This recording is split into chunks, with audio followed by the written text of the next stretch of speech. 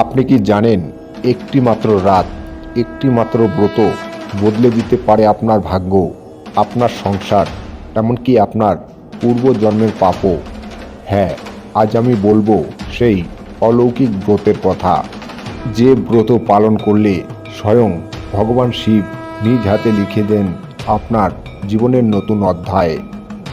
এই মহাশিবরাত্রির রাতে যদি আপনি শুদ্ধ মনে একবার ওম নমঃ শিবায় জপ করেন, তাহলে কি ঘটে জানেন? শাস্ত্রে আছে, এই এক রাত জাগরণ 1000 বছর তপস্যার সমান ফল দেয়। তাই ভিডিওটি শেষ পর্যন্ত দেখুন, কারণ আজ আমি শুধু ব্রত কথাই বলবো না, বলবো ব্রতের সঠিক নিয়ম, কোন ভুল করলে ফল নষ্ট হয়, আর সেই অলৌকিক কাহিনী যা শুনলে চোখে জল এসে যাবে। চলুন শুরু করি মহাশিবরাত্রির পবিত্র ব্রত কথা। এবছর 15ই ফেব্রুয়ারি রবিবার পড়েছে মহাশিবরাত্রির তিথি। বিকেল 4:48 থেকে 16ই ফেব্রুয়ারি সোমবার সন্ধ্যা 5:32 পর্যন্ত থাকবে শিব চতুর্দশীর তিথি। শাস্ত্র মতে মহাশিবরাত্রির তিথিতে 4 প্রহরে ভক্তি মনে শিব পুজোর বিশেষ মাহাত্ম্য রয়েছে।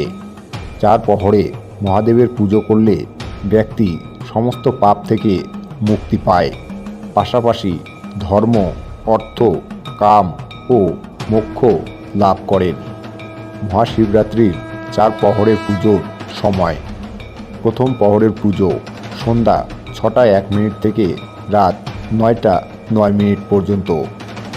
দ্বিতীয় প্রহরের পুজো রাত 9:09 থেকে মাঝরাত 12:27 পর্যন্ত।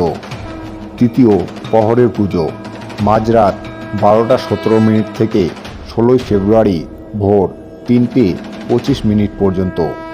চতুর্থ প্রহরের পুজো 16ই ফেব্রুয়ারি ভোর 3:25 থেকে সকাল 5:34 পর্যন্ত। মহাশিবরাত্রি হল সেই পবিত্র তিথি যেদিন দেবাদিদেব মহাদেব তাণ্ডব রূপে বিশ্ব রক্ষা করেছিলেন। ফাল্গুন মাসের কৃষ্ণপক্ষের চতুর্দশী তিথিতে এই ব্রত পালিত হয়। শাস্ত্র মতে এই রাতে স্বয়ং পার্বতী কঠোর তপস্যা করে শিবকে প্রতিরূপে লাভ করেছিলেন। এই রাতে সমুদ্র মন্থনের সময় নির্গত কালকূট বিষ পান করে শিব বিশ্বকে রক্ষা করেন।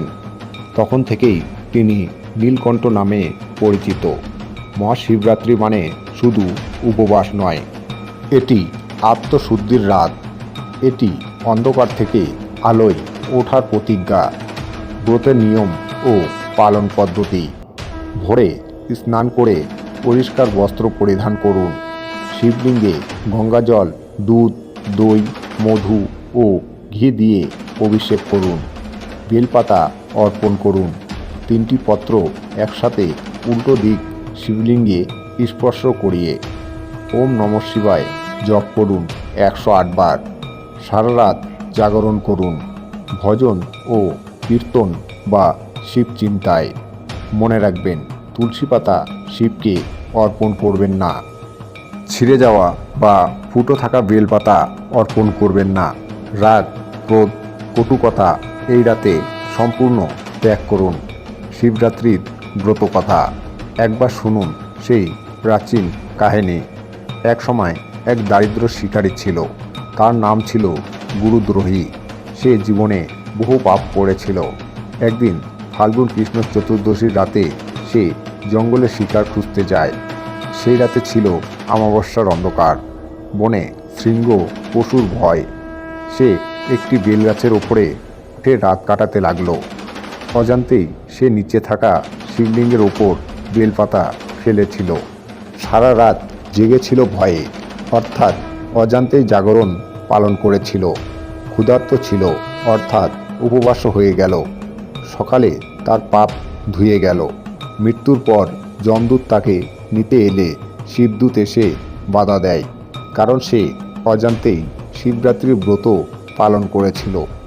এই কাহিনী আমাদের শেখায়, শিব ভক্তের অন্তরের ভক্তি দেখেন, বাহিক্য আড়ম্বর নয়। মহাশিবরাত্রি মানে নিজের অহংকার ভাঙ্গা, মনের অন্ধকার দূর করা, কাম, ক্রোধ, লোভ থেকে মুক্তি। শিব হলেন সংহারক, কিন্তু সেই সংহার আসলে আমাদের দুঃখ, পাপ ও অশুভ শক্তির সংহার। যদি আপনি জীবনে কষ্টে থাকেন, সংসারে অশান্তি থাকে, এই এক রাতে ব্রত আপনার ভাগ্য ঘুরিয়ে দিতে পারে।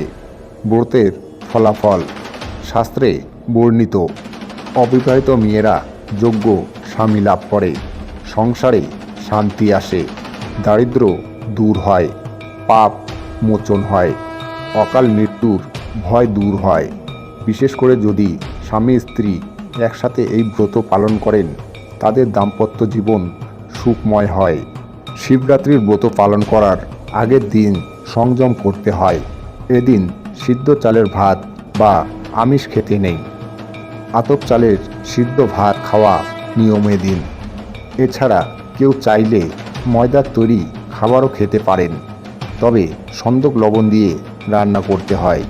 এদিন সাধারণ লবণ একদমই খেতে নেই। ব্রতের দিন উপোস করে নিষ্ঠা করে কিছু নিয়ম মানলে ভক্তের মনোবাঞ্ছা পূরণ করেন দেবাদিদেব মহাদেব। শিবরাত্রি কথাটা দুটি শব্দ থেকে এসেছে, শিব ও রাত্রি, যার অর্থ শিবের জন্য রাত্রি। শিবরাত্রির সঙ্গে প্রচলিত আসে নানা কথা। পুরাণ মতে দেবী পার্বতীর সঙ্গে এদিন দেবাদিদেব মহাদেবের মিলন হয়।